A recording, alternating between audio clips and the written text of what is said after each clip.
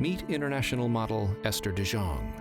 She strategically bred her own mare, Susie Sunrise, an iron horse who raced in nearly 60 career races with one of the dominant 3-year-old thoroughbreds of his generation.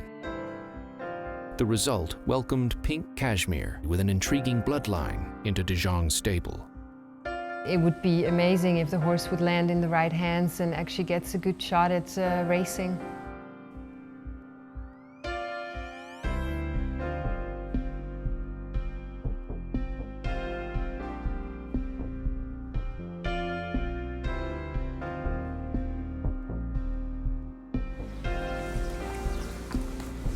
Quite honestly, we knew nothing about the history, because when we look to buy horses at the sale, we're not looking for a New York bred, a New Jersey bred, this sire. We're looking for a horse who physically fits the bill and is the racehorse that we want, because we're buying a racehorse. So we had no idea when we bought her who the owner was, but we only found out after buying her of her storied history and being bred by a well-known person who was in the industry and had a farm here in New Jersey.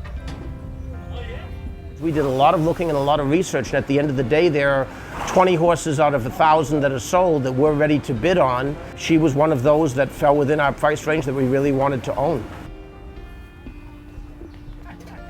She was a little bit underdeveloped at the time, and we wanted that, because if the horse looks like $1 million, it sells for $1 million, and we can't buy them for $1 million.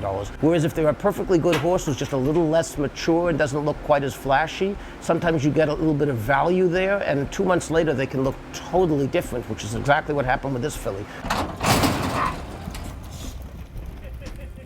What struck us is the way she moved on the track, first and foremost, because we're people who really focus on movement. So her workout time, while good, it's not so much about the time, it's how they do it. And she did it just the right way. And what she's done over these last months is just matured. Her body's grown a little, filled out a little. She's put on a little girth and height, and she's tightened up, and she's looking like a racehorse, and she's training like one, which is even the most important thing.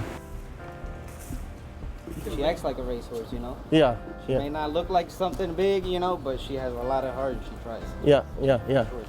Yeah, and she's filled out a little since we got her. For sure, yeah.